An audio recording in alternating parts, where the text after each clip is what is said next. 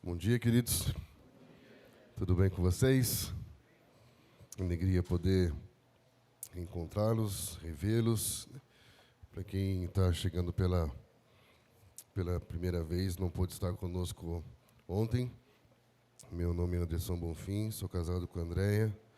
Somos pais de 3 meninas, a Giovana de 21 anos, a Olivia de 19, a Pietra de 9. Somos naturais de São Paulo e temos a alegria em poder conhecê-los nesse final de semana. E gostaria de deixar aqui um contato, para que a gente possa continuar se relacionando. Se você quiser acompanhar um pouco mais do nosso trabalho, a gente tem um site chamado plataformalegado.com. E dentro dessa plataforma legado.com, você vai ver ali artigos, música, vídeos, e também a gente tem uma plataforma de estudo online que você baixa num aplicativo desse chamado Kiwify, e temos ali mais de 20 módulos, mais de 500 vídeos, muitos e-books, gráficos e tudo que você pensar com relação aí à parte dos estudos. Muito do que nós falamos aqui, muito rapidamente, pincelando um pouco de cada coisa, você pode encontrar com um pouco mais de profundidade nessa plataforma aqui.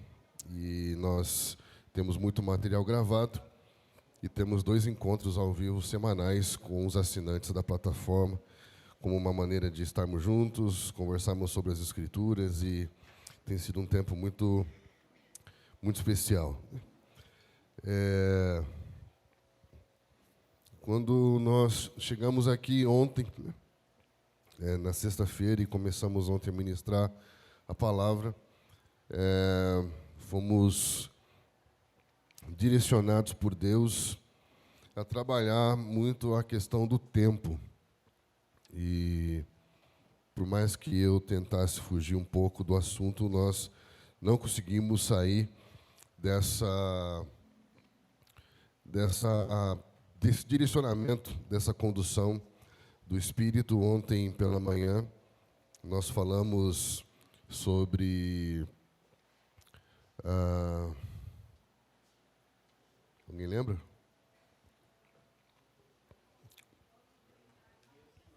Deus como Senhor da história e o dilema do protagonismo pessoal. Estamos juntos? E depois, no período da tarde e da noite, à tarde nós falamos diretamente sobre um plano geral da história, o Evangelho como uma metanarrativa, e como nós temos que nos localizar dentro do momento histórico que nós estamos vivendo hoje e celebrarmos o momento histórico que estamos vivendo hoje. Você já acordou algum dia e agradeceu a Deus por ter nascido nesses dias? Sim ou não? Então faça isso, porque Deus nos deu um privilégio de vivermos esses dias que são extremamente importantes na história. Falamos ontem muito sobre o aspecto geracional e como existe uma palavra de Deus pairando sobre a cabeça de cada geração, dentro de cada tempo, em que sucesso para nós não tem a ver com o quanto conquistamos, mas sim com o quanto cumprimos. Então nós nascemos para cumprir algo e precisamos entender acho que está falhando aqui, qual que é esse lugar de cumprimento geracional que nós fomos chamados por Deus para viver. Amém, queridos? Tem alguém aí? E por não conseguir sair desse direcionamento de Deus falando com a gente sobre tempo,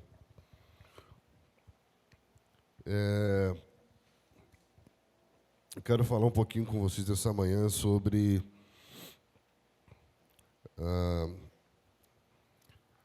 o Deus das gerações. Então nós Começamos ontem construindo sobre o Deus Senhor da história.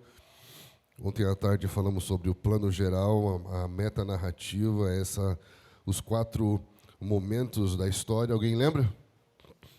Quais são?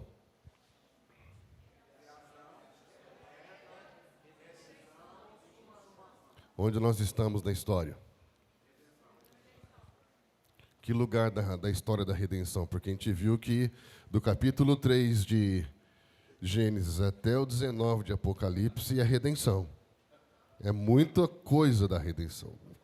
Só no Antigo Testamento são 4.000 anos Deus contando a história da redenção. Nós estamos em que lugar da redenção? Últimos dias. Isso significa o quê? Estamos próximos do quê? E aí, isso te anima? Amém, queridos?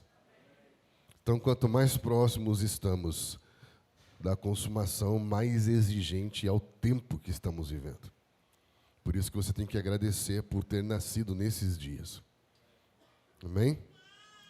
Só que, ao mesmo tempo que agradecemos por viver esses dias, temos que entender a complexidade do que significa viver esses dias. Porque a própria Escritura fala que nesses últimos dias o amor de quase todos vai se esfriar. Quase todos seria o quê em termos de porcentagem? 50% é quase todos? 60% é quase todos? 70% é quase todos?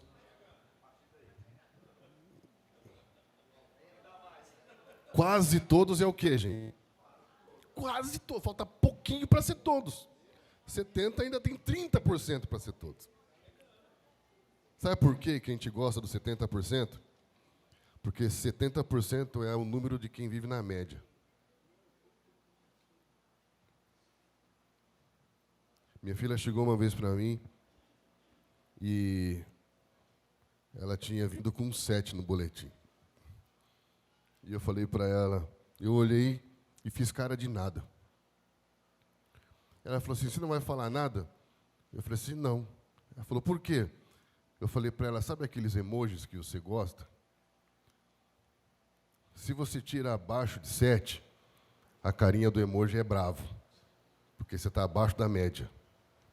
Se você tira acima de 7, a carinha do emoji é sorrindo, porque você está acima da média. Mas se você está na média, é uma carinha de nada. Porque quem está na média não está nem abaixo nem acima. Está na média.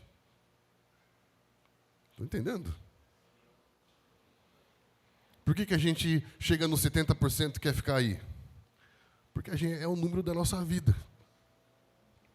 Como que foi sua performance acadêmica? Ah, mais ou menos.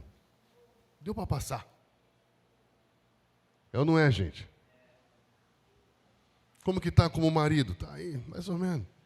Na média, tá bom. Dá para levar. Como que está a sua leitura bíblica? Está aí, 7. Aí se eu chamo você de medíocre, você se ofende. Mas o que é o medíocre? É o que vive na média. Aí você vai para a internet e vai falar que você vai atuar nas áreas de influência. Estão entendendo? Desculpa, velho, mas não vai. Você pode até ir para uma área de influência, mas ser uma influência é outra coisa. Quem que vai ser uma influência? O que está acima da média. Porque o que é você influenciar alguém? Para você poder influenciar alguém, você tem que se tornar uma referência naquilo que você faz. Então, por exemplo, se eu sou um guitarrista, eu tenho as minhas referências. O que são referências? É quando eu vejo o cara tocando, vendo ele tocar, ele muda a minha maneira de tocar, por tocar muito melhor do que eu toco. Ou diferente de como eu toco. Estão entendendo? O que é ser uma influência? Você está na mesma área da economia, na educação, na saúde que uma outra pessoa. Só que a sua maneira de atuar naquela área faz com que as pessoas que estão em volta de você repensem a forma como elas estão fazendo, pela forma que você começou a fazer, pelos resultados daquilo que você faz, pela excelência que você está fazendo. Percebe a diferença? Sim ou não? Então, uma coisa é você estar na universidade, outra coisa é você exercer uma influência na universidade. Uma coisa é você estar na saúde, na economia, na arte, na cultura, na educação. Outra coisa é você exercer uma influência redentiva e transformadora na área em que você está inserido. Para isso, você vai ter que se tornar uma referência. E se tornar uma referência nada mais é do que se tornar o melhor na sua área. Estamos juntos? Estamos juntos?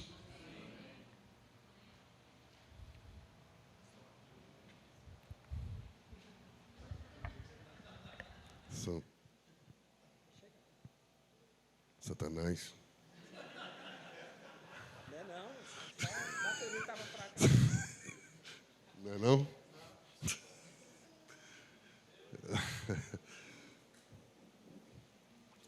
Amém, queridos? Por que isso? Porque, como eu falei para vocês, a gente dedica mais de 20 anos da nossa vida para servir uma geração, e a gente fica muito triste quando vê uma geração se frustrando. O que é frustração? Quando fazem você criar uma expectativa de que algo vai acontecer, e eu sei que não vai acontecer, porque você não está no processo que vai te levar até o acontecimento.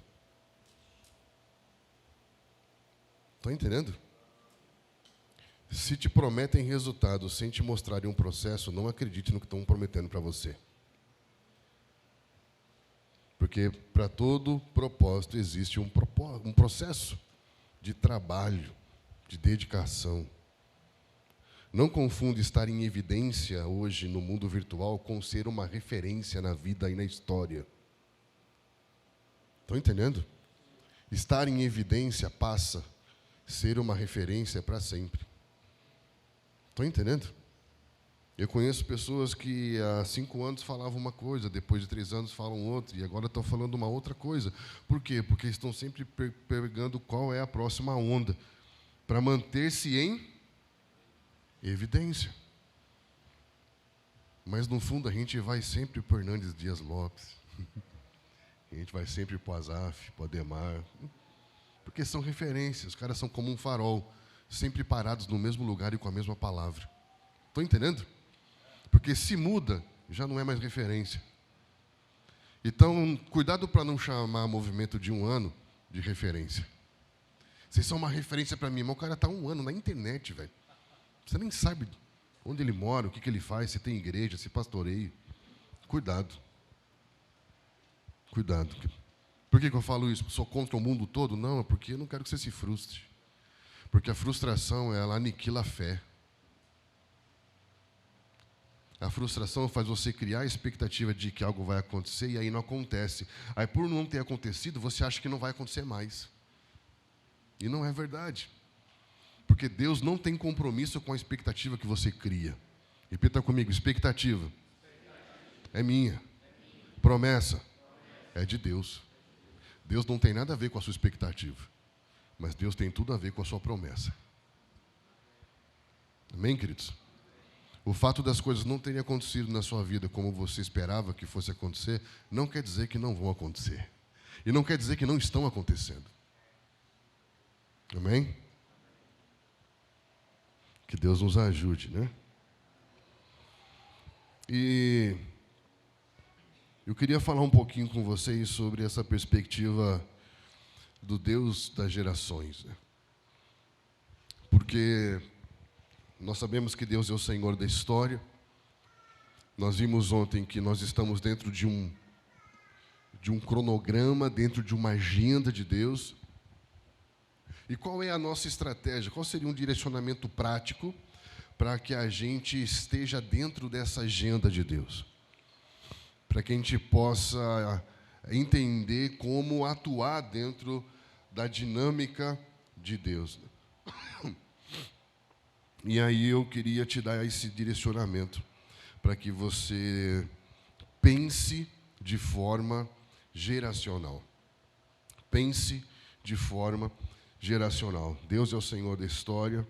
Veja sempre como Deus está se movendo na história. Não tem uma perspectiva fatalista, não tem uma perspectiva negativa, pessimista. Perceba que tudo que Deus faz, Ele faz dentro de uma agenda e de um propósito que vai resultar naquilo que Ele quer que resulte. Amém, querido? Lembra que nós vimos alguns exemplos ontem de situações que pareciam aleatórias, mas que elas levaram a um ponto de cumprimento extremamente importante. Então é isso que a gente tem que começar a observar dentro do quadro geral e nunca a partir do momento específico. Por isso que você tem que entender algo. Repita comigo, o propósito de Deus não cabe no meu momento pessoal. Então, se você vai tentar entender tudo que Deus está fazendo a partir do momento que você está vivendo, você não vai conseguir. Porque o propósito de Deus não cabe dentro do seu momento. Mas o momento que você está vivendo cabe dentro do propósito. Porque o propósito é maior do que o seu momento. Estão entendendo? O seu momento pode não ser o melhor. Mas esse momento, dentro do propósito maior, vai fazer todo o sentido. Percebe? Então, não subestime o pior dia da sua vida. Muitos homens na história, no pior dia da sua vida, tiveram a maior experiência da sua vida. Essa coisa de que você só tem experiências com Deus quando você está num bom dia, não existe. Porque muitas vezes, quando você está num bom dia, você acha que você merece a experiência. E por isso que você não tem. Jacó teve a maior experiência da vida dele no pior dia da vida dele. Tinha enganado, tinha ali vivido aquela situação com a sua mãe, o irmão dele queria pegar ele de jeito, fugindo de casa, não sabia para onde ia, de repente ele colocou a cabeça sobre uma pedra e viu uma escada do céu para a terra. Foi a maior experiência da vida dele, a primeira vez que aparece a expressão casa de Deus na história. Um marco para a história da vida da igreja, para a teologia, para a eclesiologia. É um ponto de partida para você pensar muita coisa. E ele estava vivendo o pior dia da vida dele. Que louco, né? Estamos juntos? E quando você vai olhar para a história, você vai ver algo muito interessante. Eu particularmente, não gosto de pensar a partir de nenhuma lógica segregadora, a partir de nenhuma lógica que separa, que departamentaliza. Por isso que eu não simpatizo com uma perspectiva dispensacionalista, que separa a história, que estanca a história, como se nenhum momento tivesse complementariedade no outro, mas como se fossem eras específicas que não têm nenhuma progressão, nenhuma complementariedade. O que nós vamos perceber é que, na verdade, não existe duas alianças, existe uma que se renova. Estão entendendo? Tudo que a gente separou para estudar só vai funcionar se a gente ver tudo junto. Então, não são 5 primeiros livros, são 5 volumes de uma lei, que não significa lei, mas instrução. Por quê? Porque eles foram libertos em Páscoa e receberam uma instrução em Pentecoste. Por quê? Porque uma coisa é você ser liberto, outra coisa é você aprender a viver como um homem livre. Nem todo mundo que foi liberto sabe viver livre. Estão entendendo? Agora imagine um povo 400 anos imerso dentro de uma cultura pagã. E daqui a pouco ele é liberto de uma cultura pagã. Por isso que Jesus fala, indo, façam discípulos, batizando. O que é o batizar? Batizar é imergir dentro de uma realidade em que ele vai ser instruído como viver como homem livre. Estão entendendo? Então ele é liberto em Páscoa, porém em Pentecoste eles recebem uma instrução. Agora eu vou ensinar vocês qual é o padrão do meu reino. Qual é o padrão do reino de Deus? Repita comigo, Jesus. O Filho é o padrão do reino de Deus. Por isso que nós vamos perceber algo muito interessante. Você pode fazer até um experimento social na universidade, no trabalho, onde você estiver. Se você chegar na universidade, você chegar onde você trabalha, no meio de seus amigos, e você falar sobre Deus, você vai ser muito bem recebido. Deus te abençoe. Deus tem um propósito para a sua vida. Ó, Deus te ama. Não, Deus está com a gente. É nós, é Deus. Deus te ajude. Ele vai achar sensacional e vai te receber com todo carinho. Agora fale Jesus. Quando você começa a falar Jesus, o cara já te estranha. Por quê? Um amigo meu, ele estava fazendo mestrado na Universidade Federal do Paraná e estava acontecendo um evento na universidade de algum tipo de lavagem da universidade como uma maneira de incluir um rito de uma religião afro-brasileira e mostrar para os universitários que esse tipo de rito religioso era um patrimônio cultural da nação brasileira. E esse meu amigo, que também é pastor, que também é professor de teologia, ele perguntou para o reitor, por que esses ritos das religiões afrodescendentes são consideradas por vocês como patrimônio cultural e muitos aspectos da nossa fé cristã não é visto por vocês como um patrimônio cultural? A resposta dele foi chocante, porque ele falou que a religião de vocês tem um Jesus que impõe sobre nós um padrão moral. Sabe o que ele está dizendo? O cristianismo tem um Jesus que nos ofende. Deus é genérico, é subjetivo, mas Jesus é um padrão objetivo e concreto que ofende o seu padrão de vida.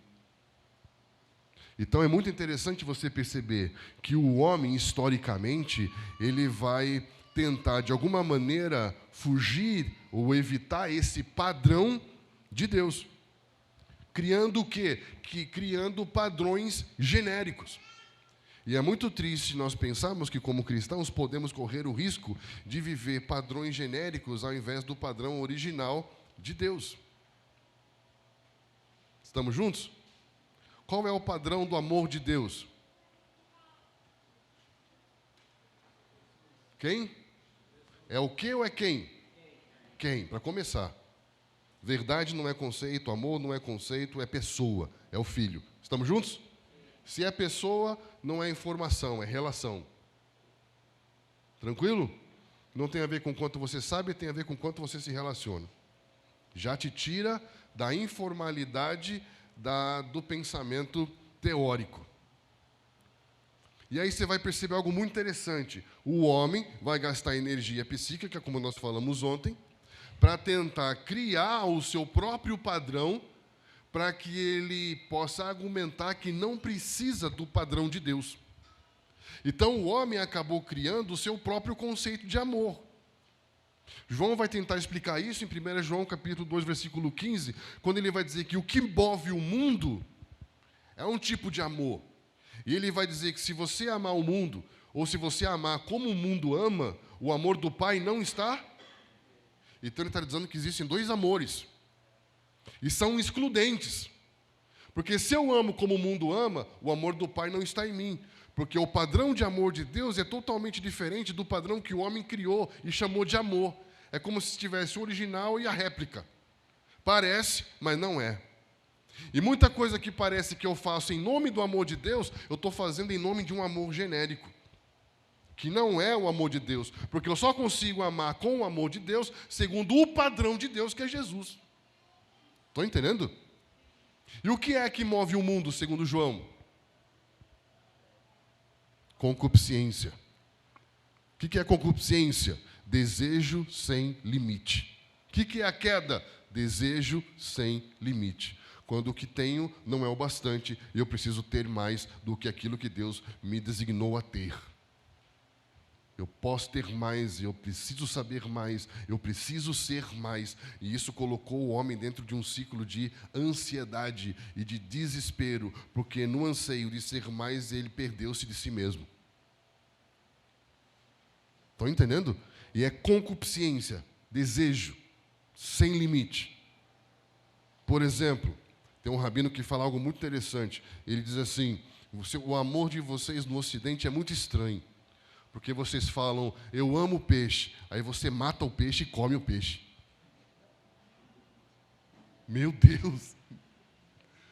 Por quê? Porque Dentro desse amor criado pelo homem não regenerado, amar é desejar. Eu amo, eu estou dizendo o quê? Eu desejo. Muita gente se sente amada quando se sente desejada. Porque amor passou a significar desejo. Mas se eu amo com esse amor, o amor do Pai não está em mim. Porque como que o Pai ama?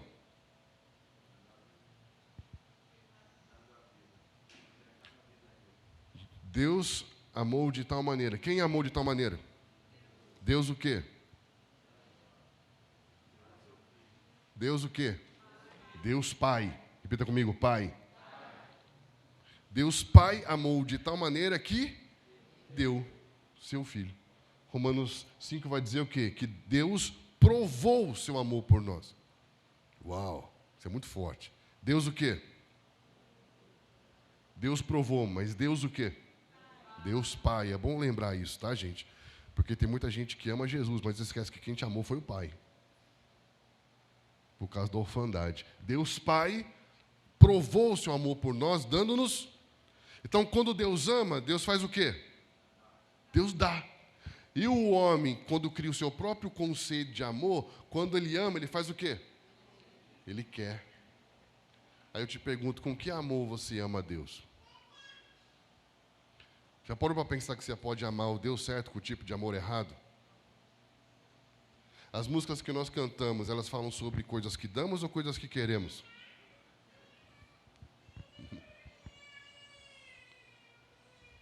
Estão entendendo? Amém, queridos? Então, cuidado com isso. Por exemplo, Jesus fala sobre a minha paz vos dou, não como? Então tem duas. Estou dando para vocês uma outra chave de interpretação. Sempre trace um paralelo. Qual é o padrão de Deus disso que eu estou falando? Estão entendendo? Você vai falar sobre o amor? Qual é o padrão do amor de Deus? E qual é o padrão genérico, a cópia barata, a réplica, que o homem criou sobre o amor para não precisar do padrão do amor de Deus? Porque para viver esse tipo de amor que dá, eu preciso de quem? Eu preciso de Jesus. Estão entendendo? E é por se achar independente, autônomo e autossuficiente, Deus não pode existir e eu tenho que negar o padrão de Deus para dizer que o nosso é o bastante e é o suficiente. Com relação à paz, qual é o padrão da paz de Deus? Jesus está no meio de uma tempestade, o que ele faz? Ele descansa. Por quê? Porque antes de começar o texto ele fala, nós vamos para o outro lado. Isso quer dizer o quê? A gente vai chegar do outro lado, velho, porque está desesperado. Entende? A paz que Deus dá, ela é de dentro para fora ou de fora para dentro? De dentro para fora. Qual que é a paz que o mundo dá? De fora para dentro. Ou seja, a circunstância tem que ser favorável para que eu sinta a paz. Felipe Pondé fala algo muito interessante. Ele fala que se você está no trânsito e alguém te fecha e você perde a sua paz, você nunca teve, porque a sua paz está com o outro e não com você. Se o outro tira a sua paz, ela nunca esteve com você, mas sempre esteve condicionada ao outro. Então eu preciso que o outro se comporte bem para que eu tenha paz. Então a sua paz nunca esteve com você, nunca está com você, mas está sempre com o outro, com o meio, com o contexto, com a circunstância. Quando a sua paz está com você, dentro de você, nada fora de você tira a tranquilidade que está dentro de você. Percebe a diferença ou não? Sim ou não? Então, queridos, são algumas coisas que a gente precisa entender. Deus tem um padrão de movimentação. E Deus se move por meio das gerações. E você vai perceber que desde o princípio até o fim, a revelação é progressiva. O que quer dizer que a revelação é progressiva? Quer dizer que Deus nunca vai dar totalidade de revelação, totalidade de dons, totalidade de alguma coisa para algum indivíduo. Estamos juntos? Se alguém disser para você que entendeu tudo, se alguém disser para você que tem tudo, se alguém disser para você que dentro da sua igreja ele tem os 5 ministérios, os 9 dons, ele tem tudo, fuja. Isso é uma seita. Porque nós somos igreja numa localidade, numa região, numa cidade, no mundo. E nós somos complementares, nós nos complementamos. A prova disso é você estudar Apocalipse. O que você vai ver no primeiro capítulo de Apocalipse? O que você vê revelado no primeiro capítulo de Apocalipse? Cristo se apresentando ali como um sumo sacerdote, de pé. Estamos juntos? Quando você pega essa visão e deita, cada aspecto desse Cristo revelado como sumo sacerdote está revelado em uma das 7 igrejas. Quer dizer que todas as 7 igrejas, quando juntas, revelam quem? O Cristo. Cristo não repousa só sobre Éfeso, nem só sobre Antioquia, nem só sobre Esmina, mas quando ele repousa, cada aspecto dele é revelado em uma delas. Sensacional isso, né? Quer dizer que para que Cristo seja visto numa cidade, todas as expressões da igreja têm que se encontrar. Em quem? Em Cristo.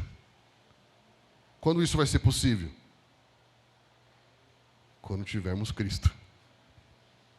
Porque senão vamos continuar fazendo coisas em nome do amor de Deus, mas é por amor próprio. Estamos juntos? Igual, por exemplo, o ano passado, se levantou o slogan: o amor venceu.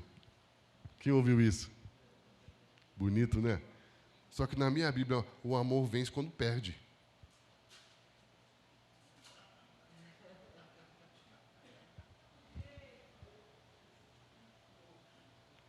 Que amor venceu? O amor próprio. É esse. Estou entendendo, querido?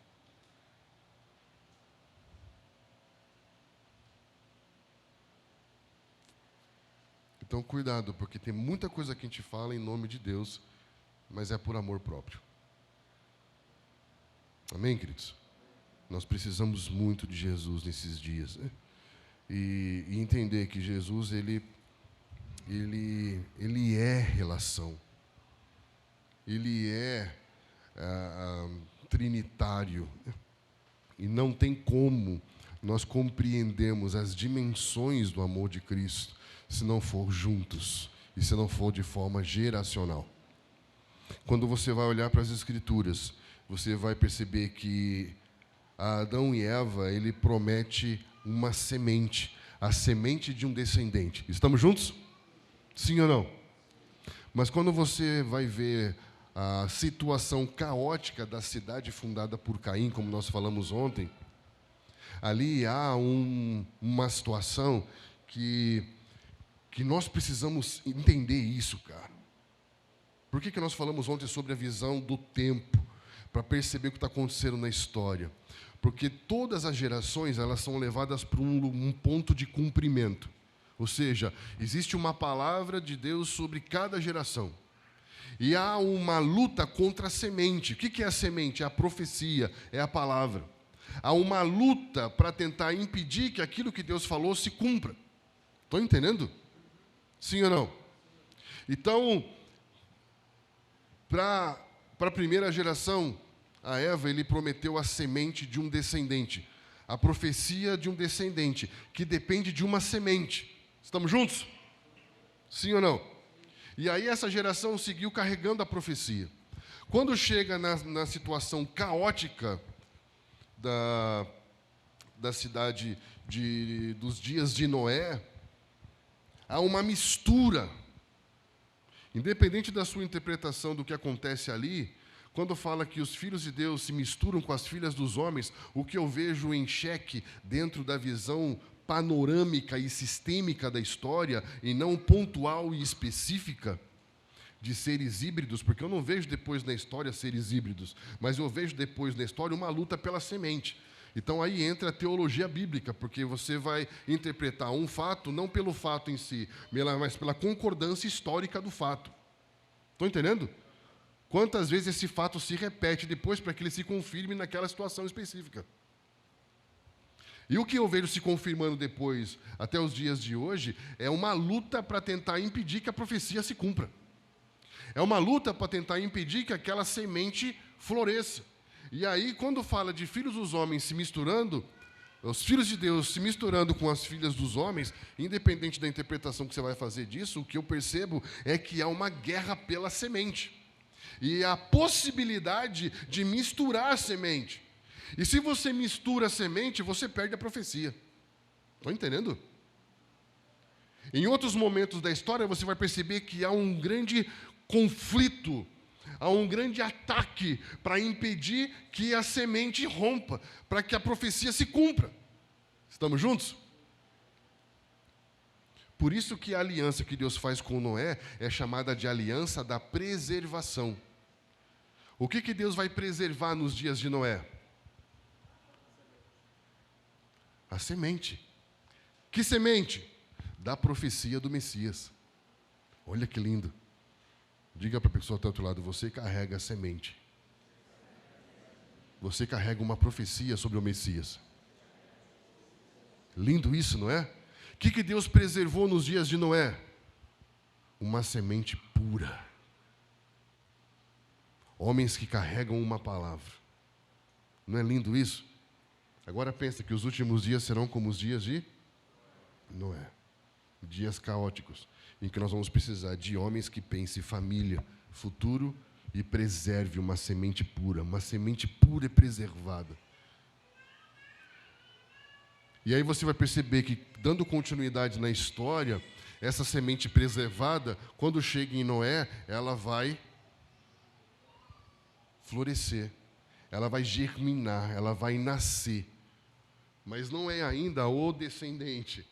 É o Isaac que é a sombra do descendente. Mas dizer que a partir da profecia de uma semente do descendente que é preservada, vai nascer. Estamos juntos? Percebe como Deus vai falando por meio das gerações? Não existe uma palavra para um tempo, para uma geração. Esse foi o problema da minha geração. Porque a minha geração recebeu uma profecia sobre uma geração profética. Quem lembra disso? E nós profetizamos a geração profética. E sabe qual foi o problema? É que a gente achou que a gente era o cumprimento da própria profecia que estávamos profetizando. Meu Deus do céu! Que burro, dá 0 para ele. Já ouviram isso? Já? Não, né? Vocês não veem Chaves mais. Alguém assiste Chaves ainda? Não? A gente falou sobre uma geração profética e a gente mesmo deu o nome para os nossos discos e para as nossas músicas da geração profética que a gente estava profetizando. Só que se eu estou profetizando, eu estou projetando que eu tenho uma responsabilidade por preparar a próxima. Estamos juntos? E quando a gente não tem essa leitura geracional, nós nos perdemos da agenda de Deus. Nós nos perdemos desse cronograma de Deus. Não existe uma geração melhor. O que existe é o que cada geração foi chamada para viver dentro do tempo de Deus na história. Estão entendendo? Cada geração carrega uma mensagem, uma semente, uma profecia. E é isso que nos une. Cara, isso é muito lindo. Lembra que nós falamos em Pentecostes? As pessoas não estavam compreendendo o que estava acontecendo. Aí ele traz uma profecia e conectou tudo. Atos 15, maior confusão. Eles não estavam conseguindo lidar com as diferenças. Aí se levantou um profeta e harmonizou tudo. Sinfonos, uma sinfonia, sincroniza, nos mantém no time, dentro do tempo de Deus na história. Isso é muito importante, gente. Pensar de forma geracional. Estamos juntos? A mesma coisa acontece nos dias de Abraão. Há um conflito. Há uma torre de Babel e muitas vezes a gente subestima a torre de Babel. Se você for estudar em qualquer seminário sobre o Antigo Testamento, você vai perceber que da mesma maneira que você vê Gênesis 1, e fala, no princípio criou Deus os céus e a terra, e depois Apocalipse 21, eis que viu um novo céu e uma nova terra, é a mesma coisa. A serpente de Gênesis é dragão em Apocalipse. E a torre de Babel é a grande Babilônia em Apocalipse. Porque a Torre de Babel é a mãe de todas as religiões pagãs da história. É ali que se constitui, não é uma torre, é um zigurate, um lugar de invocação, onde se quer tocar o céu sem precisar de Deus. Estão entendendo? É ali que nasce o falso Cristo, a falsa ideia de se ligar ao transcendente sem precisar de Deus. É na Torre de Babel. Nimrod não é um nome, é uma natureza, é uma função, caçador de almas, opressão, que oprime, que domina. Esse é o papel que a religião passou a assumir na história, tanto no Egito, como na Babilônia, como em todos os impérios que fabricam tijolos, padronização de seres humanos. E há uma guerra para tentar impedir que a profecia se cumpra. Primeiro são ali no contexto de Noé, uma guerra para tentar abortar a profecia. Estão entendendo? Depois, nos dias de Abraão, Nimrod é uma tentativa de abortar a palavra de Deus, de abortar o que seria necessário acontecer. Por isso que Babel significa mistura. O que é mistura? Você começa a misturar as coisas, daqui a pouco você não sabe mais o que é de Deus e o que é seu, porque já está misturado, já está comprometido. Aí então Deus dispersa. Para quê? Para que se cumpra a sua palavra. Toda vez que Deus promove uma dispersão na história, é para que se cumpra a sua palavra. Lembra que nós falamos ontem da dispersão islâmica? É para que todos eles se encontrem com a sua palavra. E aí Abraão se levanta. E Abraão, para mim, é muito importante. Por quê? Porque Abraão é o começo da história de Deus depois do dilúvio. Porque até o dilúvio você vê apenas a involução e a decadência da humanidade. E então, a partir de Abraão, ele começa a gerar o protótipo de um tipo de gente que ele vai chamar de meu povo. Estão entendendo? Isso é muito sério. Por isso que Abraão, Isaac e Jacó tiveram que gerar num contexto de esterilidade. Por que Abraão, Isaac e Jacó tiveram que gerar na esterilidade? Para que eles não chamassem de meu aquilo que eles estavam gerando. Porque o que eu gerei, se eu gerei, foi da esterilidade, o que nasceu não é meu, é de Deus. E eu te abençoo para que você passe por esse lugar. Você tem que passar por um lugar em que você vai ler e não consegue enxergar, vai tentar cantar e não tem som, vai tentar orar, não tem voz, vai tentar fazer qualquer coisa e não encontra nada a não ser sequidão. É nesse lugar que você encontra a graça. Porque até então você tinha ainda muita autoconfiança.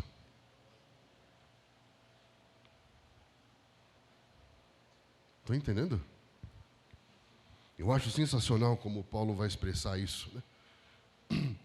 Principalmente no ambiente em que nós falamos de adoração e associamos muito a música a isso, mas não tem a ver com música, mas ele diz que ele é fariseus de fariseus, ele é irrepreensível segundo a lei, e ele fala, se alguém pode confiar na carne, esse seria eu.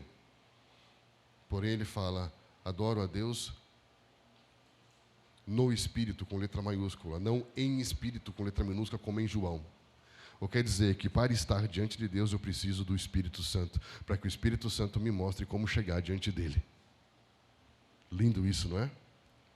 Eu dependo do Espírito Santo de Deus para tudo, porque eu reconheci a minha esterilidade natural.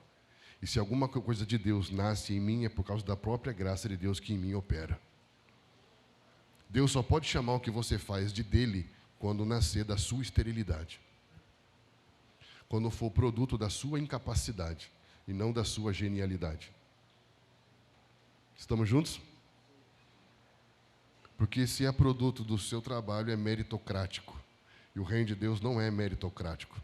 Jesus não morreu na cruz por causa da sua competência. Ele morreu na cruz por causa do seu valor e seu significado. Porque a própria queda mostrou a nossa incompetência como humanidade. O homem não teve condições em si mesmo de se manter dentro do pacto.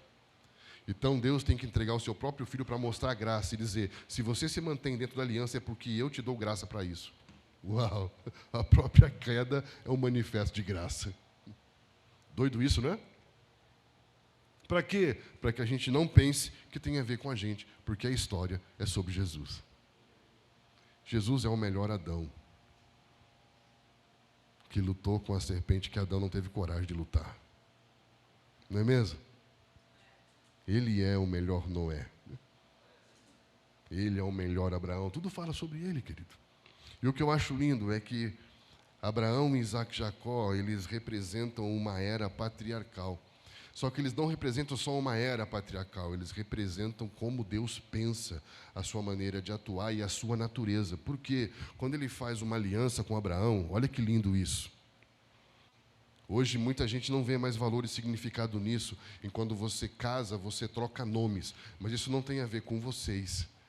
Tem a ver com o memorial profético da aliança de Deus com o homem. Porque quando ele faz uma aliança com Abraão, Deus pega uma letra do tetragrama do nome dele, Yahweh, e coloca dentro do nome de Abraão. E coloca o nome de Abraão e coloca no nome dele. Porque ele fala, a partir de agora eu serei conhecido das nações como o Deus de Abraão, Isaac e Jacó. Ele não é só o Deus de Abraão. É o Deus de Abraão, Isaac e Jacó. Porque Deus é o Deus das gerações. Não é lindo isso? E desde então, nós vamos ver algo muito maravilhoso acontecendo na história. A preocupação para com a próxima geração. E eu quero te dizer algo. Se nós de fato amamos a volta do Senhor Jesus, nós temos que gastar energia preparando a próxima. Eu não gosto quando fala nova, porque eu trabalhei 2 anos com política pública no departamento de juventude, dentro de uma cidade que nós fomos fazer uma experiência missionária, plantação de igreja. E aí me chamaram para participar, era uma cidadezinha muito pequena, e eu fui viver essa experiência de trabalhar dentro da política, com um departamento de juventude, desenvolvendo política pública para a juventude. E eu vi esse fenômeno dentro da política que eles chamam de nova gestão. E o que é a nova gestão? É aquela que vem depois de mim, que não vai dar continuidade em nada daquilo que eu fiz. Não é? Porque dentro da política o ego é tão grande, porque ninguém pensa no povo, nas pessoas. Ele quer ser autoral. Então ele quer que a política que ele vai implantar seja dele, e não a continuidade do opositor dele. Porque senão o reconhecimento é de quem começou antes dele e não dele. Aí surgiu a ideia de nova gestão. Quando você fala de uma nova geração, você está cinzentando da sua relação com ela. Ah, é a nova geração. O que está dizendo? Eles são uma droga. A nossa era boa. Ah, nova geração. Ah, não tem nada a ver com isso. É ou não é? Quando você fala nova geração, você está dizendo, eu não tenho nenhuma relação com eles. Essa nova geração aí, ó. Quem já ouviu isso já? Só que isso é uma falácia. É como você tentando se justificar de uma coisa injustificável. Porque a próxima é uma extensão de você, inevitavelmente. E se a próxima é ruim, é porque você foi pior. Não tem como uma geração ser ruim de uma outra que foi boa, velho. Meu Deus do céu. Em alguma coisa a gente errou. E se nós estamos amando a volta de Jesus, se estamos nos últimos dias próximos da consumação, e o nível de exigência está aumentando, eu quero que Jesus venha para a igreja dos vencedores, qual a minha energia vai ser gasta no quê? A nossa energia tem que ser gasta no quê? No quê, gente? Em viver o seu momento de realização pessoal? Ou preparar uma próxima para Jesus? Só que não é isso que estão falando para a gente. O que estão falando para a gente é viva o seu momento. Tenha sucesso. Conquiste coisas. Nunca existiu tanta orfandade de pais vivos como existe hoje. Por quê? Porque está todo mundo fora de casa. Está todo mundo procurando viver o seu momento. E ninguém está pensando na próxima geração. E o lobo mau está rondando a sua casa, filho. Pela internet, pelo telefone, pelas amizades. Tudo por quê? Porque a gente está longe. A gente está ausente. Jovens se trancaram nos seus quartos e os pais não entram mais neles.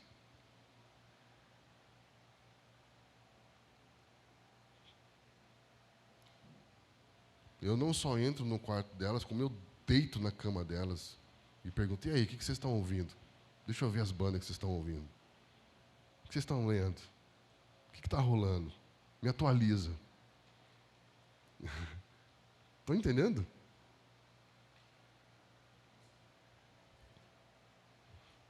Hoje as pessoas, quando pensam em filhos, elas ficam desesperadas porque elas pensam quanto elas vão gastar. Só que a Bíblia fala que é herança, é riqueza. Como assim, velho? Ele está falando que geração é recurso, é capital geracional. E a gente aprendeu essa ideia de estar grávida, de ficar desesperada. Meu Deus do céu, velho. Percebe como o materialismo secular pegou a gente?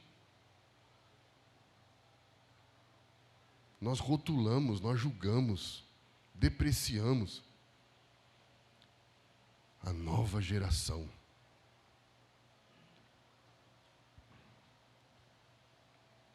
Eles são assim porque não tiveram pai que disse para eles: você é menino, viu? Você tem pipi. Você não é árvore não, tá? Não tiveram pai para reafirmar identidade, vocação, trabalho. Sabe por que os filhos não querem ser o que os pais são? Porque por causa do que os pais são, eles não tiveram pai. Tem muito pai rico que tem franquia, que tem negócio, que o filho não quer nem chegar perto. Conheci um jovem que o pai dele é milionário. Tem uma rede de um restaurante. E está lá, ter para quem deixar. Porque nenhum dos filhos querem, porque eles perderam o pai por causa do negócio. O filho não vai querer assumir uma coisa que roubou o pai deles. Por isso que tem muito filho que não quer ir para a igreja. Porque a igreja roubou eles da família. Nós estamos vivendo a vida sem pensar na próxima geração. Não estamos investindo tempo, preparando a próxima. Estamos apenas desfrutando do nosso momento. Como se não estivéssemos dentro de um plano, dentro de um tempo, dentro de um prazo.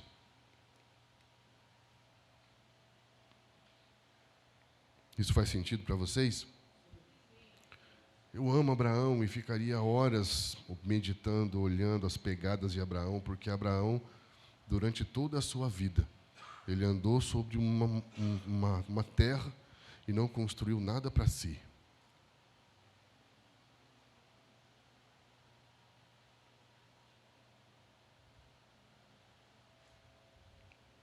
E aí, um dia eu estava olhando para Isaac.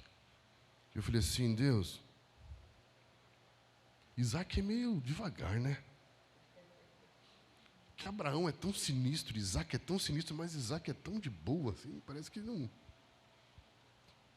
que Isaac pode me ensinar? Aí ele falou assim: você já parou para pensar que Isaac é o único casamento monogâmico que você vai encontrar ali dentro do contexto histórico?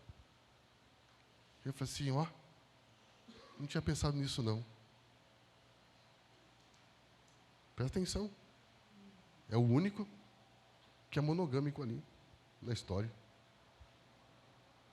Sabe por quê? Porque o pai participou do processo. É o único momento no Antigo Testamento que aparece um pai orando pela esposa do filho. Olha que doideira isso, cara. Em que o pai faz uma aliança com o irmão em prol de encontrar uma mulher de Deus para o filho. Porque Abraão entende como missão da vida dele encontrar uma esposa para o filho. Meu Deus do céu, velho. Olha que lindo. E é a única mulher dentro da história dos patriarcas que é profética, que é atuante e que é presente e importante no processo. Porque Sara dá o mole dela, né? Ah, faz aí com a Esther, arruma problema para Abraão. Não. Rebeca ajuda a Isaac a não encontrar problema. Porque Isaac era meio desligadão.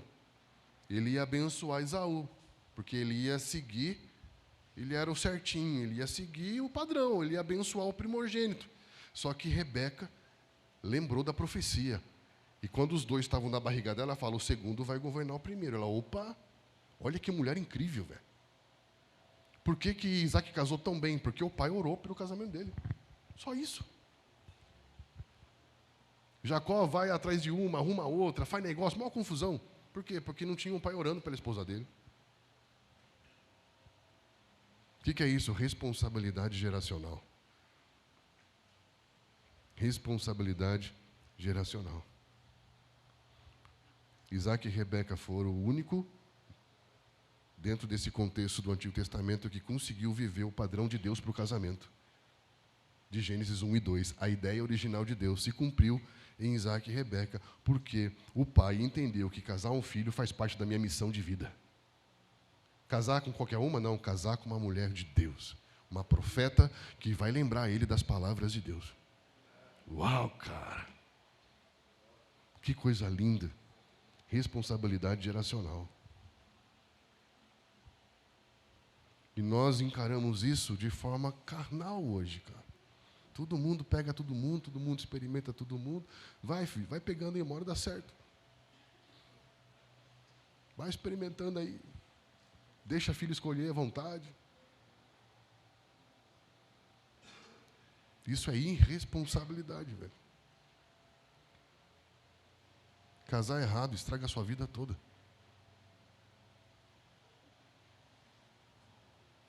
E não tem jeito, depois casou, chupa essa manga, meu irmão. Até o final.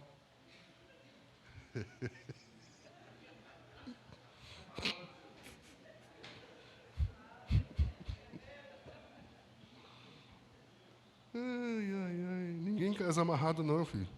Casou porque quis. Agora aguenta.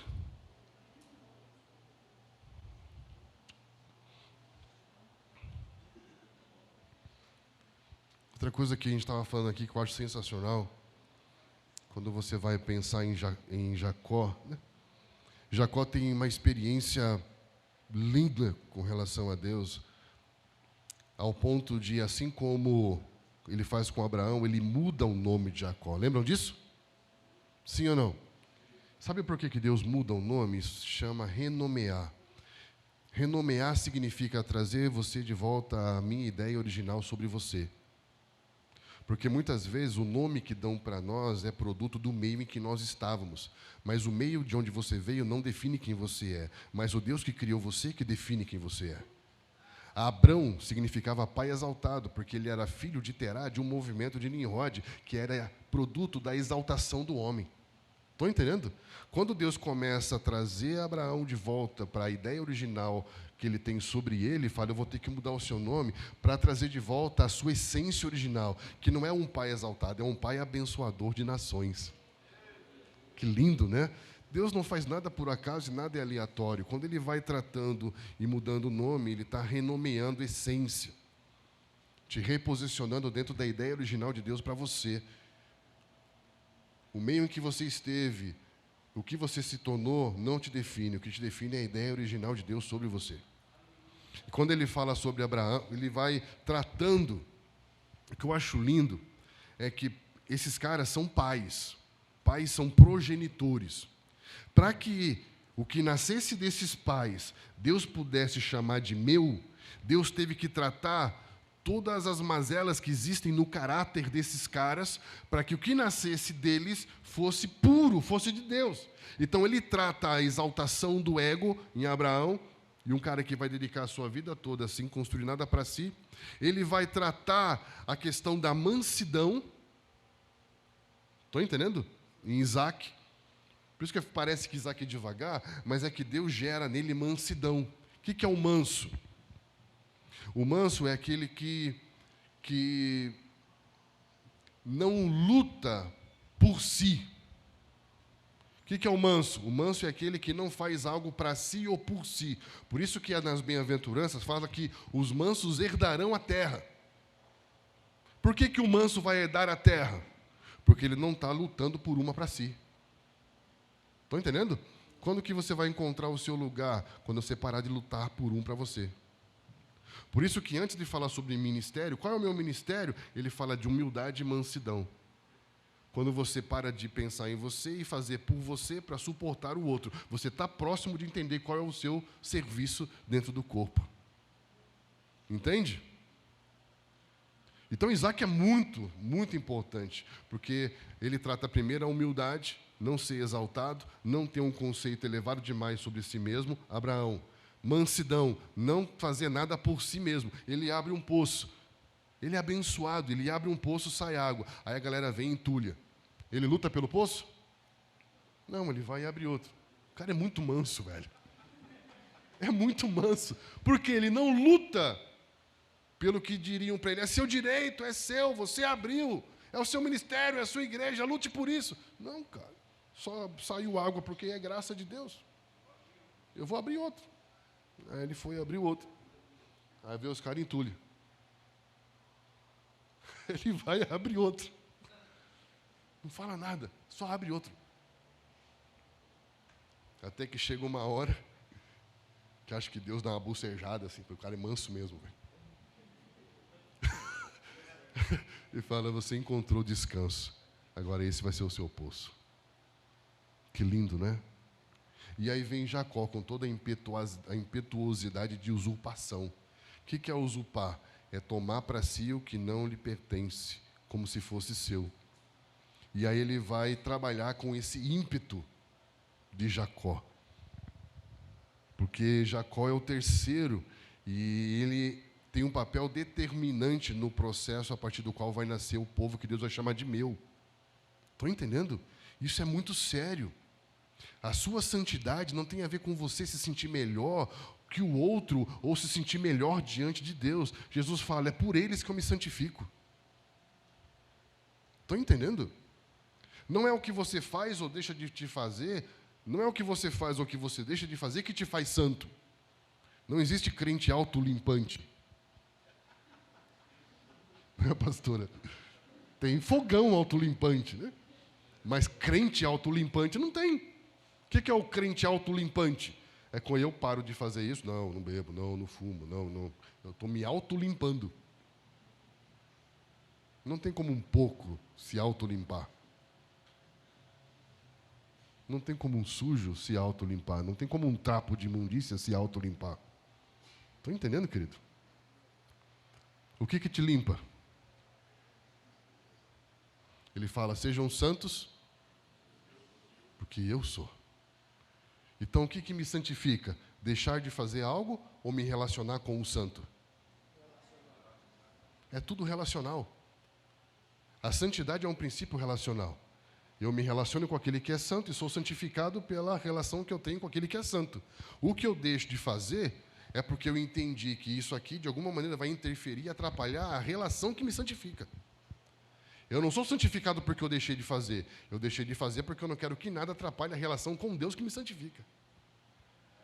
Estão entendendo como muda? E aí você vai perceber que quando você se santifica, é por eles.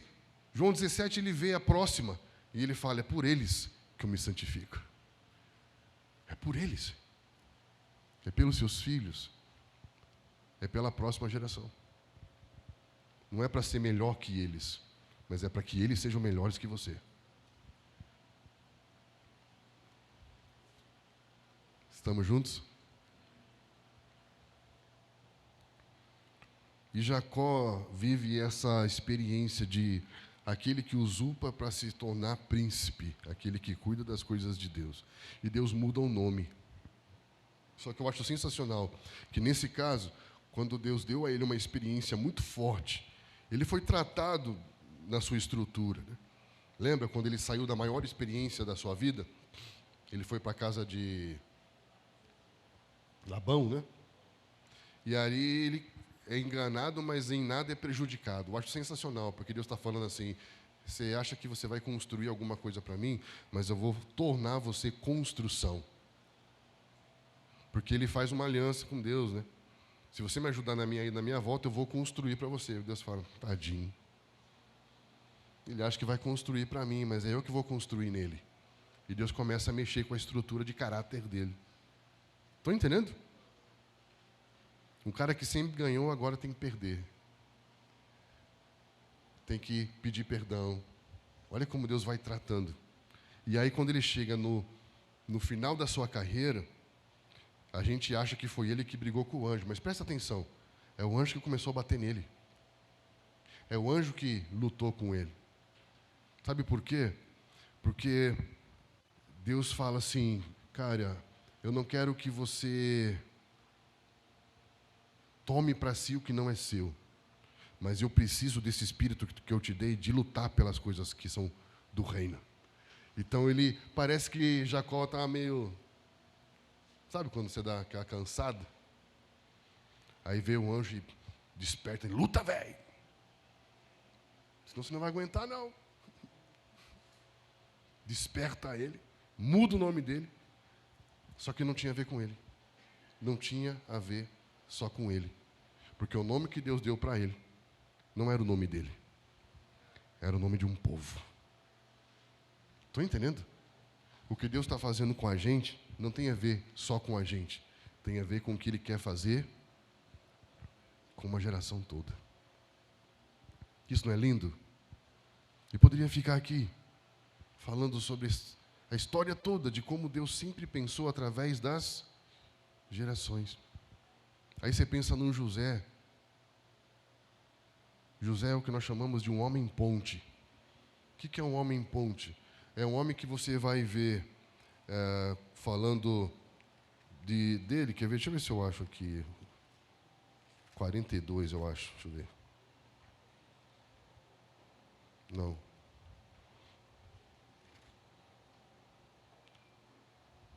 Quando começa a falar de José aqui, cadê? Peraí.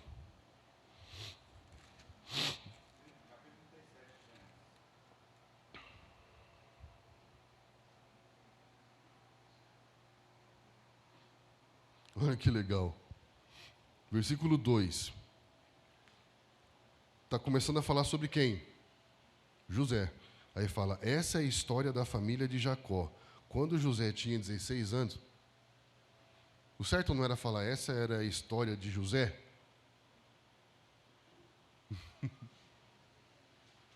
Eu acho isso tão simples, mas tão bonito. Porque fala que o que eu estou vivendo não tem a ver comigo, mas tem a ver com a família que eu pertenço.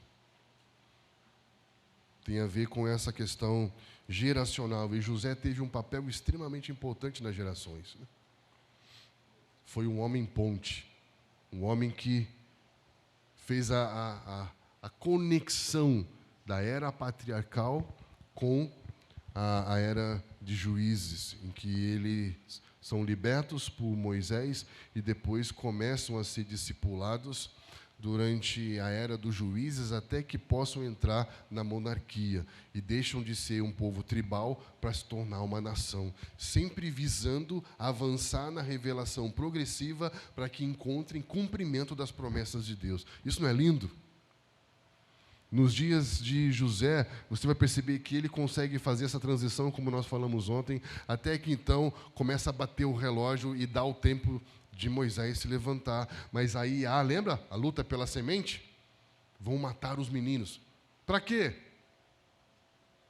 Eliminar a semente, semente a profecia. A profecia é que se levantaria um libertador para tirar o povo daquele lugar. Então há uma tentativa sistêmica para impedir que o que Deus falou para uma geração se cumpra. Meu Deus do céu! Por que você acha que as nações estão liberando aborto, filho?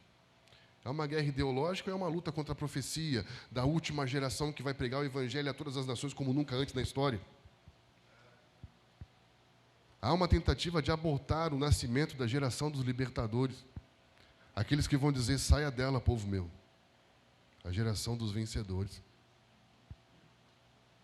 Há uma engenharia, uma arquitetura para tentar impedir que aquilo que Deus prometeu para os últimos dias se cumpra, assim como em cada momento chave da história há uma intenção de aniquilar aquilo. Mas Moisés é preservado, mais uma vez. Ele passou a ser o nome cotado para ser o próximo faraó, mas ele se torna o libertador. Deus vai levantar jovens no nosso meio que teriam potencial para ser o próximo presidente, mas nunca serão. Repita comigo, nunca serão. Porque vão governar no reino de Deus. E não numa estrutura comprometida nas suas bases. Percebe isso, querido? Todos esses homens poderiam ter governado nesses lugares, mas trabalharam sempre pelo reino de Deus. E não pela estrutura. Essa era uma crise que eu tinha. Como que José vai trabalhar para enriquecer um sistema que maltrata o próprio povo de Deus? Deus falou, continua lendo a história. Sempre quando você não entender algo, o que eu ouvi sempre de Deus é, continua lendo a história. Quando eu continuei lendo a história, eu contei para vocês o que eu falei ontem.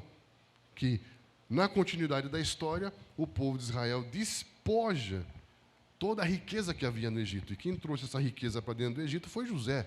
Ele não trabalhou pelo sistema, ele trabalhou para o propósito. Para o povo de Deus, para que o povo de Deus pudesse levantar um tabernáculo no meio do deserto. Estão entendendo?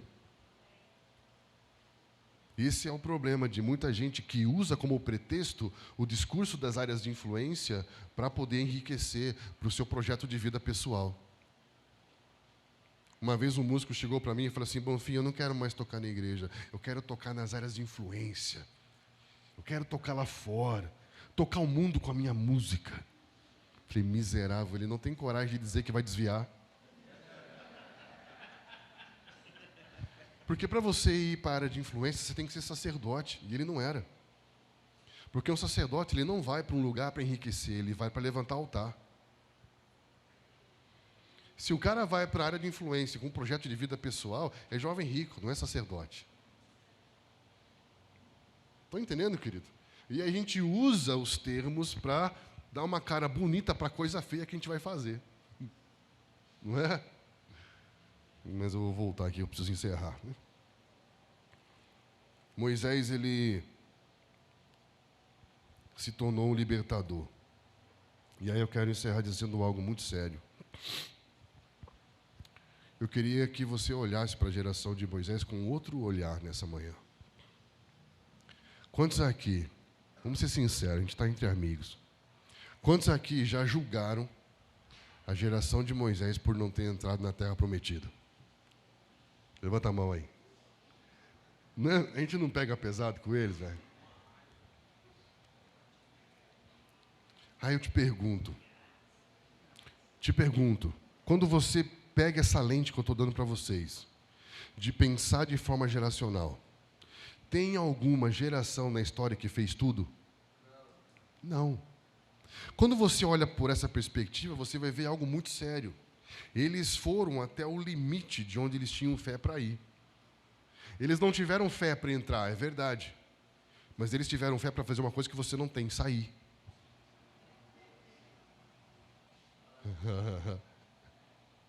Você está no subemprego, ganhando pouco na CLT, mas não tem coragem de empreender.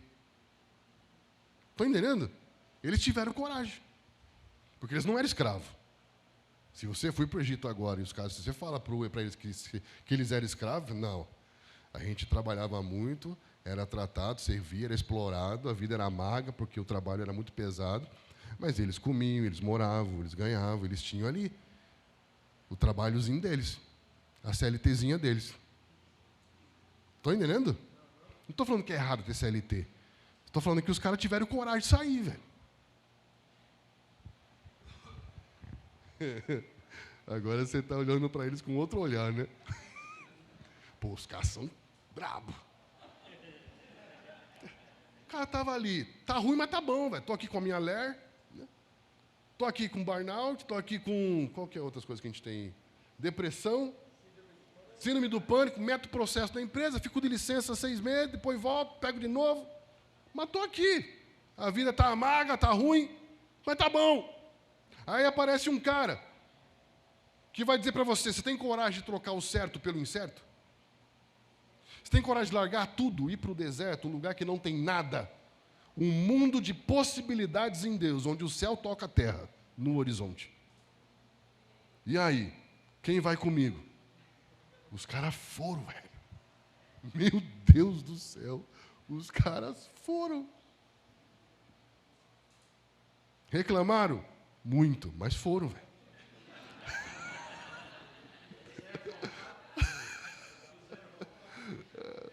Pensaram em voltar? Mas foram. A gente estava estudando na academia esses dias isso daí, né? Você vai ver ali que algo muito interessante, né? Que a Bíblia fala dos populachos, né? O que era o populacho? Eram aqueles que estavam no meio do povo de Israel, mas não eram de Israel. Aqueles que, quando viram que Deus estava com eles, saíram do Egito junto com eles, mas não era deles. E a Bíblia fala que foram estes que começaram a sentir saudade do Egito. Aqueles que estão, mas não são. Está no meio do povo, mas não é do povo. E ele está aqui, mas está lembrando de lá. Estão entendendo? É aquele menino, toma cuidado, que ele começa a falar das coisas que ele aprontou com orgulho, não com arrependimento. Você precisa ver como a gente era do mundo, velho. Falei, rapaz, parece que esse cara está contando vantagem para mim, ou é impressão minha? Estão entendendo? Parece que se ele tivesse uma oportunidade, ele faria tudo de novo. Ele está, mas não é. Não nasceu de novo, não é um novo homem. Não tem nova natureza. Estamos juntos? Então, eu queria que você olhasse para essa geração de Moisés, que cada geração, ela vai até onde ela tem fé para ir. Por quê? Porque Deus é o Deus das... E aí que eu quero te chamar a tua atenção. Em Êxodo 33, chega um momento da vida de Moisés, em que Deus fala assim, Moisés, esse povo não vai entrar, velho. Porque Deus sabia que eles não iam entrar. Eles não têm estrutura, não têm fé e não têm um nível de devoção bastante para viver o próximo estágio da história. Estão entendendo? Mas eles tiveram fé para sair, chegaram até aqui. Deixa eu matar eles aqui. Deixa eu matar todo mundo aqui agora. Aí Moisés fala assim, não, cara, não faz isso. Deixa eles ter os filhos dele aí para a gente pegar a próxima, né? Então, assim, o que acontece, que eu quero chamar a tua atenção. Deus fala para Moisés, Moisés, está aqui a chave da terra, está aqui o anjo que vai na frente, pode entrar, mas eu não vou, porque esse povo não me ama, não me quer nessa nova estação da história. Aí eu pergunto para você, imagine que Deus chegue para você agora e diga para você, cara, chegou a sua hora. Tudo aquilo pelo qual você sonhou a vida toda vai acontecer.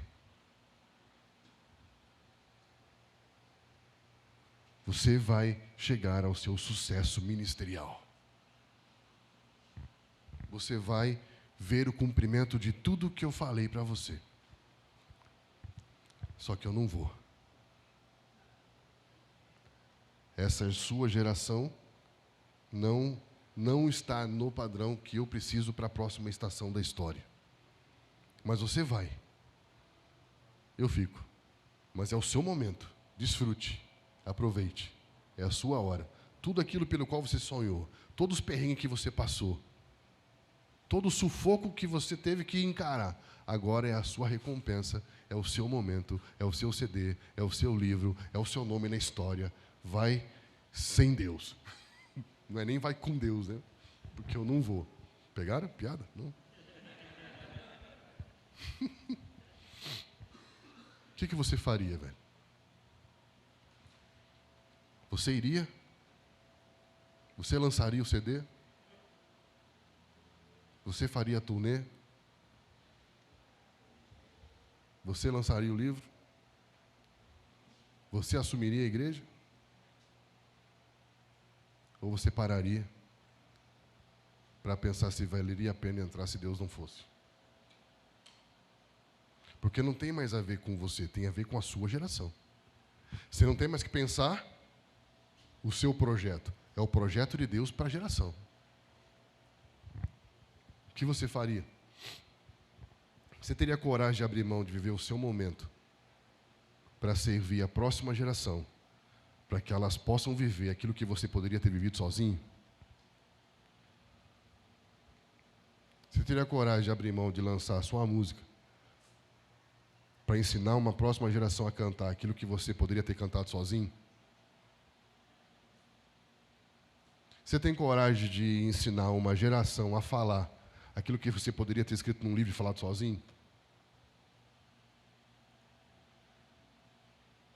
Você teria coragem de abrir mão de viver o seu sucesso ministerial como pastor de uma igreja para servir uma geração, para abrir um monte de igreja que não vai lembrar, nem lembrar que um dia você existiu?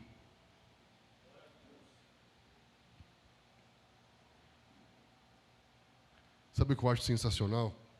Isso está lá em Êxodo 30, 33. Fala que quando Moisés desceu desse momento com Deus,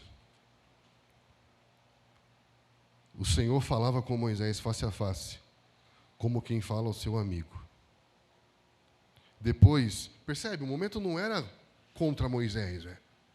Cara, legal você, vai, velho. Faz tua parada. Mas geracionalmente eu não vou me mover.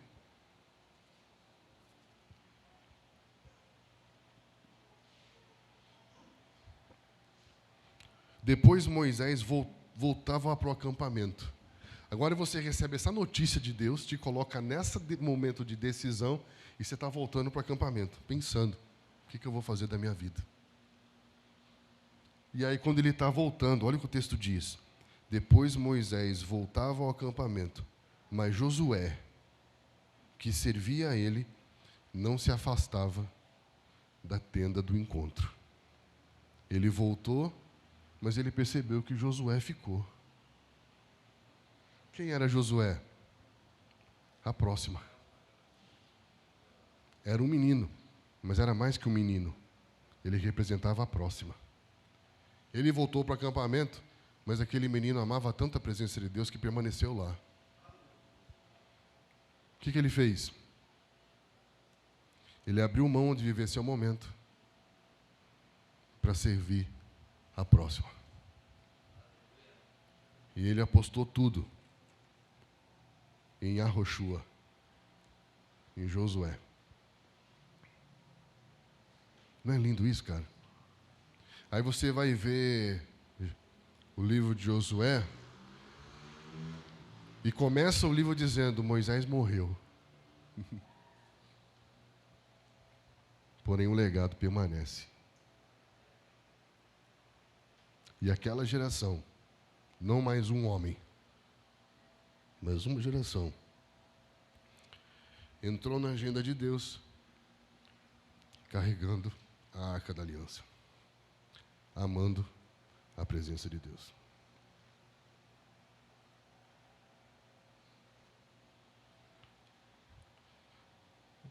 Uma outra história parecida, só que totalmente diferente.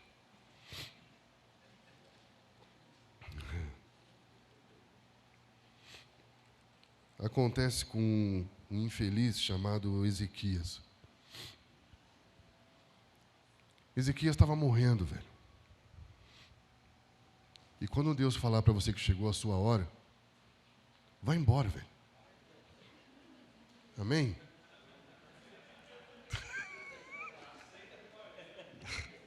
Diga para a pessoa ao teu lado, quando Deus falar que chegou a sua hora, pode ir, irmão.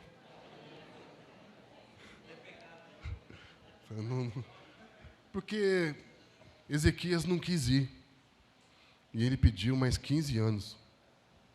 E só fez bobagem, velho. Sabe quando o cara é jogador de futebol e perde o time de parar? Tudo aquilo que ele construiu parece que desmorona. Você devia ter parado, irmão. Você devia ter ido embora, devia ter morrido. Seria muito melhor se tivesse morrido. Aí ele não morreu. O que aconteceu? A Babilônia soube que ele melhorou. E a Babilônia mandou uma carta felicitando ele pelas melhoras. Dizer, que bom que você melhorou. E nós vamos aí visitar você. E aí o texto fala que uma comitiva da Babilônia foi visitar Israel. O que acontece? Imagina, você está liderando um povo e, de repente, o presidente dos Estados Unidos fala assim, pô, você estava doente, né? Soube que você ia morrer. Não morreu. Eu vou pegar uma comitiva aqui dos Estados Unidos da América. Vamos visitar você aí. Como você sente? Lisonjeado. Que é isso? O país mais importante do mundo vai vir aqui nos visitar. É o meu momento. É o meu momento. Obrigado, Deus, por quando eu morri. É o meu momento. Deus vai me honrar. Agora é minha hora, é o meu momento. Você que me viu na prova e não me ajudou. Sabor de mel neles. É a vitória. Rapaz, infelizmente ele tinha um profeta do lado dele. A pior coisa que você pode ter na sua vida é um profeta perto de você, né? Porque o profeta sabe o que você fez, mas ele quer que você fale. Não é? O que foi que você fez? Não, mas você sabe o que eu fiz. Eu sei, mas eu quero que você fale. Quem sabe você se ouvindo, você tem a noção da burrice que você fez. Ah, veio uma comitiva da Babilônia aí. O que você mostrou para eles? Eu mostrei tudo. Olha só. O profeta perguntou, o que eles viram? Viram tudo. Por quê? Porque é o meu momento. Eles viram toda a minha riqueza. Eles viram toda a minha glória. Eles viram todas as minhas armas. Eles viram tudo. Eu mostrei tudo para eles. Por quê? Porque é o meu momento. Pare de tirar o brilho do meu momento, velho.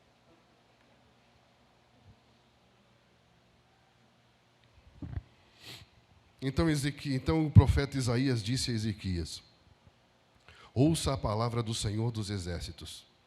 Quando fala Senhor dos Exércitos não é legal. Só uma dica. Se alguém chegar para você assim, diz o Senhor dos Exércitos. Ele disse, um dia, tudo o que há em seu palácio, bem como todos os seus antepassados acumularam até hoje, dizendo toda a história, tudo que foi feito até hoje, será levado para a Babilônia. Nada ficará, diz o Senhor. Alguns dos seus próprios descendentes serão levados e se tornarão eunucos no palácio da Babilônia. O que é um eunuco? É um homem sem semente. Sacou? O que é um homem sem semente? Uma geração sem profecia. Uma geração sem profecia, sem palavra. No limbo, híbrida, sem identidade. Isso te lembra alguma coisa? E olha a resposta desse cara, velho.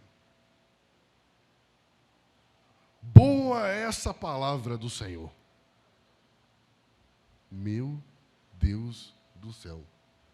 Boa é a palavra que você me traz. Ezequias respondeu, porque haverá paz e segurança enquanto eu viver.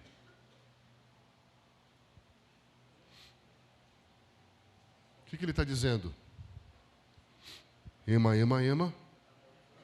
Cada geração com seus problemas. Igual Moisés. Percebe que ambos estavam no mesmo lugar, mas não tomaram a mesma decisão, porque não pensaram de forma geracional. Moisés, ao invés de entrar, aceitou morrer. Porque Josué começa, Moisés morreu. E quando ele morre, continua vivo no legado que ele deixou para Josué. E Josué, a próxima geração, deu continuidade ao que Moisés começou. Ezequias não quis morrer. Ele quis viver em função do seu ego, ele quis viver o seu momento.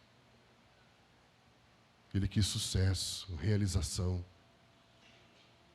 Só que aí quem morreu, sem semente, sem profecia, sem identidade, foi a próxima geração.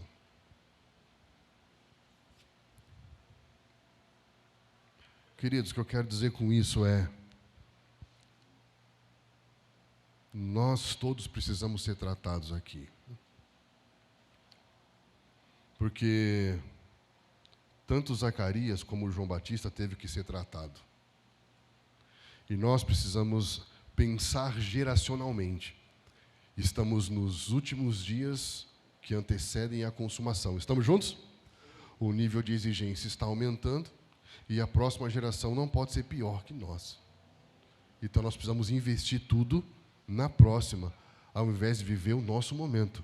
Eu poderia ter vivido meu momento, mas eu abri mão de viver o meu momento para que uma próxima geração pudesse falar o que eu poderia ter escrito sozinho, o que eu poderia ter cantado sozinho, o que eu poderia ter vivido sozinho. E hoje eu olho à minha volta e vejo muita coisa acontecendo. Eu sei, ninguém precisa dizer, eu sei qual foi o meu papel no que está acontecendo. Reconhecendo ou não reconhecendo, eu sempre vou saber. Estão entendendo? Mas para isso, você tem que morrer. E aí que eu vejo nos dias de João Batista, se antes da manifestação do Cristo como Cordeiro, houve uma expressão profética sacerdotal, antes da volta do Messias como rei, como vocês cantaram aqui, não sei se vocês sabem disso, quando você está no momento de adoração, você está diante dele. Repita comigo, diante dele. E quando você se coloca diante dele, você precisa entender qual é o atributo dele que ele está trazendo para nos modelar para sermos como ele. O momento de adoração é em que, quando eu vejo o Deus que é santo, a santidade de Deus mostra a falta de santidade que há em mim. Quando eu o vejo, eu me vejo. Quando eu me vejo, eu vejo o que falta dele em mim. Estão entendendo? Quando você começa a cantar como hoje, o leão da tribo de Judá, você está falando de que atributo de Deus? Você sabe que atributo foi revelado aqui hoje? Por isso que o ambiente ficou denso e houve um temor. O que é a tribo de Judá? De que linhagem é o Messias? Davi, reino, Senhor. Por isso que falou sobre o leão de Judá, depois começou a cantar, ele é o Senhor. Estão entendendo? Eu não sei se o rapaz entendeu o que ele estava fazendo, mas ele deixou Deus se expressar, isso foi bom. Porque comunicou um atributo de Deus aqui, que trouxe para nós uma consciência de que ele é Senhor, reino de Deus, governo de Deus, e houve uma expressão de temor, de reverência no ambiente. Isso é lindo, cara. Percebe? É simples e profundo. É isso. E aí ele começa só a cantar o que ele está vendo. E ele puxou no repertório dele as músicas coringa que sempre funcionam. Tá bom. Mas que falou sobre o Deus exaltado, o Deus é Senhor, e ele manteve o atributo do Deus que é o leão da tribo de Judá, que é reino, que é Senhor. Foi lindo. Estamos juntos? E o que acontece? O que acontece é que, para que esse Messias venha, um cenário precisa se levantar, e esse cenário é profético e sacerdotal. Sacerdotal e profético, porque João Batista ele era primeiro sacerdote e tinha uma vocação profética. Repita comigo, natureza sacerdotal, vocação profética. E ele nasce dentro de um contexto de esterilidade, mais uma vez. E aí Zacarias, que é o pai dele, está ministrando dentro de uma estrutura limitada, o incenso. E aí o anjo o visita e fala, vai nascer um filho, e esse filho vai ter uma função profética no cenário, preparando, apontando para o Messias. O que acontece é que esse cenário, para que ele funcione, tanto a primeira como a próxima geração precisa deixar Deus tratar. Por quê? Porque Zacarias ele tem um impulso de tentar nomear o que vai acontecer a partir do tradicionalismo histórico que faz parte da sua vida. Ele não entende porque o menino tem que chamar João, porque na família dele não tinha nenhum João. Estão entendendo? Tem diferença entre tradição e tradicionalismo. Tradição é quando você perpetua uma verdade por meio das gerações, isso é bom.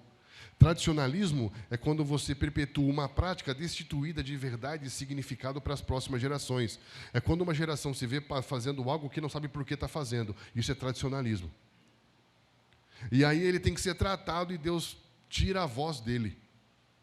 Você vai ter que ficar mudo, porque se você falar, você vai atrapalhar o processo. Você vai tentar encaixar João num cenário que ele não cabe. João não cabe. Ele não consegue caber dentro do lugar que você ministrou a vida toda, porque ele vai viver algo maior do que você. E aí ele tem que parar e ficar sem voz, mudo. Porque se você falar, você vai atrapalhar o processo, você vai projetar os seus modelos, as suas tradições, ao invés de deixar ele ser aquilo que eu chamei ele para ser. É mais ou menos o que Deus tratou com Samuel, muito parecido.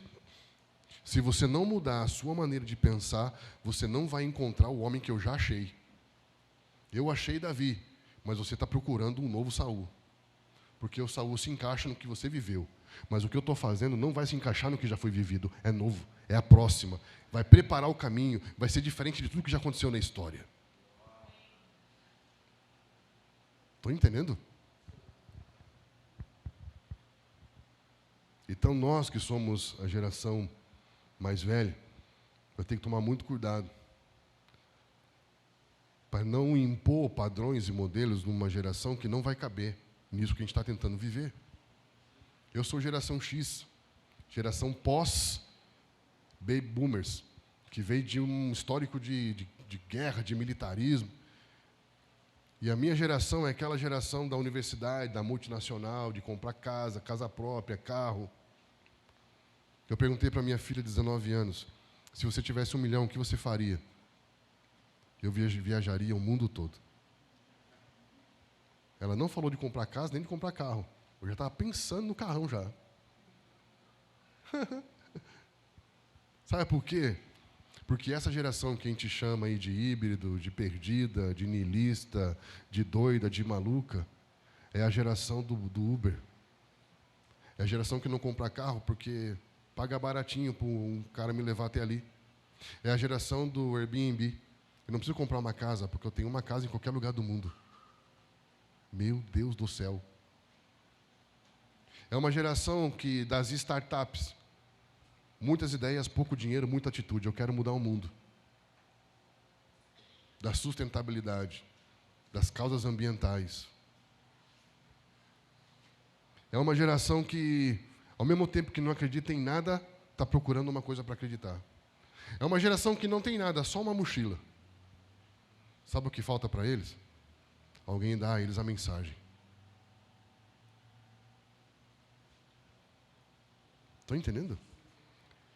Está precisando só de um Moisés que acredite. Está precisando só de um Zacarias que pare de encher o saco e comece a preparar esse menino para aquilo que ele tem que viver.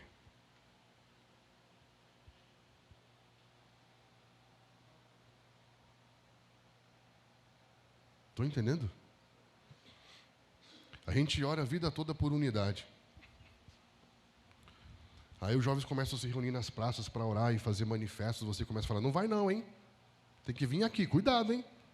Aí chama de rebelde. O cara, você orou por isso, velho. Os caras são a resposta do que você orou a vida toda e você fala que são rebeldes agora. Por quê? Porque é Zacarias. Ele ministrou a vida toda num quadradinho, enquanto Deus estava preparando para João um deserto. Estão entendendo? Cara, isso é muito sério. Por que eu estou falando isso? Porque eu vejo 2 gerações aqui. Eu vejo jovens aqui. E se tem jovens aqui, tem futuro aqui. Eu não sabia que eu ia ministrar aqui. Eu nunca vi vocês na minha vida. Não sabia. Só que eu oro antes de sair de casa. E eu não aceito nenhum lugar para ir sem que Deus não tenha falado antes. Para ir. Estão entendendo? E eu queria orar. E eu tenho plena convicção.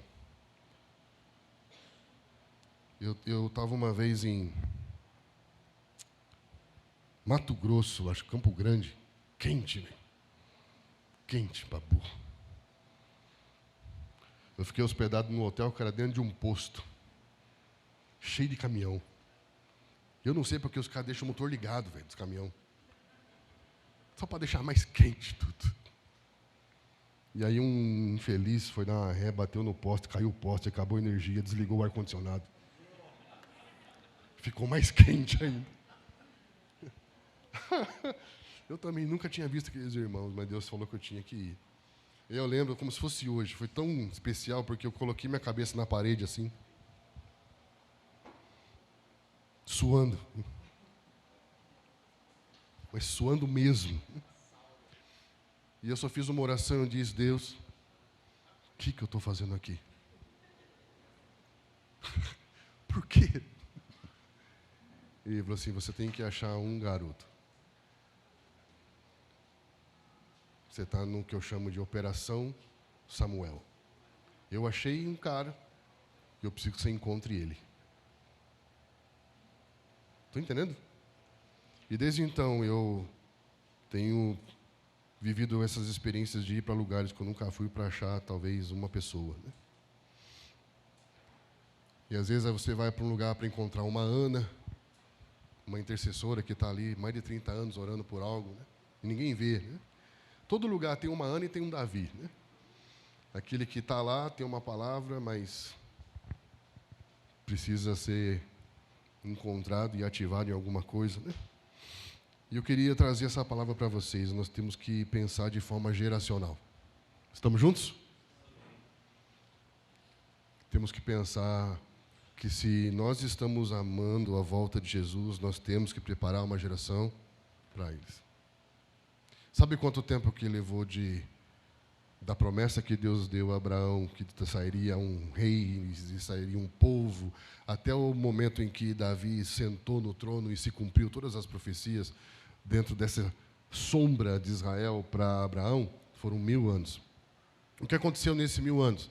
Nesses 1000 anos, Deus formou um povo para que então o rei do reino tivesse o povo do reino. Estão entendendo? Eles aprenderam sobre os sacrifícios, aprenderam sobre o sacerdócio, aprenderam como ser o povo do reino, para que então houvesse o rei do reino. Para que o rei do reino venha, é necessário que haja o quê? Povo do reino. Estão entendendo? Então a história toda é Deus preparando um povo para que se assente o rei. Estamos juntos? Jesus já veio como cordeiro, formou um novo homem a partir de si, e desde então o Espírito Santo está nos conduzindo num processo de discipulado para formar o povo do reino, para que então o rei do reino venha. Estão entendendo? Então, para que o rei do reino venha, é necessário que haja o quê? O povo do reino. E como que se forma o povo do reino? Discipulado. Indo, façam discípulos. Ensinando. Quem que ensinava a lei? Sacerdote. Batizando. Quem que fazia os cerimoniais do templo? Sacerdote. A grande comissão é um envio, uma comitiva ao quê? Sacerdotal. Porque o povo do reino é um povo o quê? Sacerdotal. A nossa energia tem que ser o quê? Cada um viver o seu momento, o seu sucesso na cidade. Não, eu sou manso. Manso vai dar a terra. Por quê? Porque não ficou lutando por um perímetro para si. Por que eu vou lutar por um perímetro se Deus está me dando o mundo todo, velho? Estou entendendo? Ficar que nem cachorro mijando em poste para demarcar território. Pelo amor de Deus, velho. É muita gente pensando em si, em nome do amor de Deus, mas por amor próprio. E nós não pensamos geracionalmente. Ninguém morre pela próxima. Já foram 2000 anos que Jesus veio. Os céus estão retendo Ele. Ele está pronto. Mas não temos um povo sacerdotal ainda. Por quê? Porque a gente fala mais de igreja do que de discipulado.